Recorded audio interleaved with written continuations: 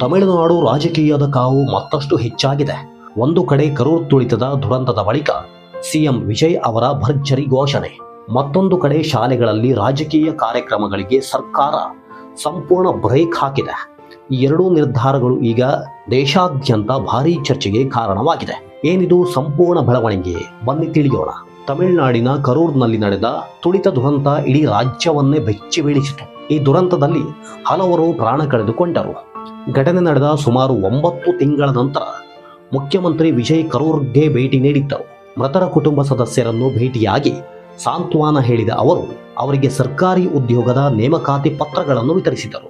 ಇದೇ ವೇಳೆ ಅವರು ಹಲವು ಮಹತ್ವದ ಹೇಳಿಕೆಗಳನ್ನು ನೀಡಿದರು. ದುರಂತಕ್ಕೆ ಪೊಲೀಸ್ ಇಲಾಖೆಯ ವೈಫಲ್ಯವೇ ಪ್ರಮುಖ ಕಾರಣ ಎಂದು ಆರೋಪಿಸಿದ ವಿಜಯ್ ತಮ್ಮ ಭೇಟಿಯನ್ನು ತಡೆಯಲು ಡಿಎಂಕೆ ಸರ್ಕಾರ ಪ್ರಯತ್ನಿಸಿತು ಎಂದು ವಾಗ್ದಾಳಿ ನಡೆಸಿದರು. ಅಷ್ಟೇ ಅಲ್ಲ, ದುರಂತದಲ್ಲಿ ಮೃತಪಟ್ಟವರ ಸ್ಮರಣಾರ್ಥ ಸ್ಮಾರಕ ನಿರ್ಮಾಣ ಮಾಡುವುದಾಗಿ ಘೋಷಿಸಿದ ಅವರು ಮುಂಬರುವ ಉಪಚುನಾವಣೆಯಲ್ಲಿ ಜನರು ವಿರೋಧ ಪಕ್ಷಕ್ಕೆ ತಕ್ಕ ಉತ್ತರ ನೀಡಬೇಕು ಎಂದು ಕರೆ ನೀಡಿದರು. ಈ ಹೇಳಿಕೆಗಳು ಈಗ ತಮಿಳುನಾಡಿನ ರಾಜಕೀಯದಲ್ಲಿ ಹೊಸ ಚರ್ಚೆಗೆ ಕಾರಣವಾಗಿದೆ. ಇದರ ನಡುವೆ ತಮಿಳುನಾಡು ಸರ್ಕಾರ ಮತ್ತೊಂದು ಮಹತ್ವದ ಆದೇಶ ಹೊರಡಿಸಿದೆ. ಇನ್ನು ಮುಂದೆ ಶಾಲಾ ತರಗತಿ ಕೊಠಡಿಗಳನ್ನು ಯಾವುದೇ ರಾಜಕೀಯ ಕಾರ್ಯಕ್ರಮಗಳಿಗೆ ಬಳಸುವಂತಿಲ್ಲ. ರಾಜಕೀಯ ನಾಯಕರು ಅಥವಾ ಯಾವುದೇ ವ್ಯಕ್ತಿಯನ್ನು ಹೊಗಳುವ, ಸನ್ಮಾನಿಸುವ ಅಥವಾ ಪ್ರಶಂಸಿಸುವ ಕಾರ್ಯಕ್ರಮಗಳನ್ನು ತರಗತಿ ಕೊಠಡಿಗಳಲ್ಲಿ ನಡೆಸುವುದನ್ನು ಸಂಪೂರ್ಣ ನಿಷೇಧಿಸಲಾಗಿದೆ.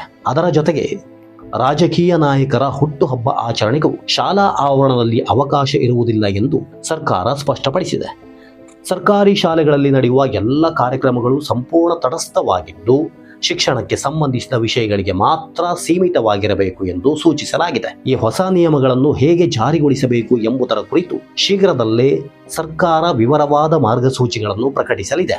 ಒಂದೆಡೆ ಕರೂರ್ ದುರಂತದ ಕುರಿತು ಮುಖ್ಯಮಂತ್ರಿ ವಿಜಯ್ ಅವರ ಆರೋಪಗಳು ಮತ್ತು ಘೋಷಣೆಗಳು, ಮತ್ತೊಂದೆಡೆ ಶಾಲೆಗಳಲ್ಲಿ ರಾಜಕೀಯ ಕಾರ್ಯಕ್ರಮಗಳಿಗೆ ಸರ್ಕಾರ ವಿಧಿಸಿರುವ ನಿಷೇಧ.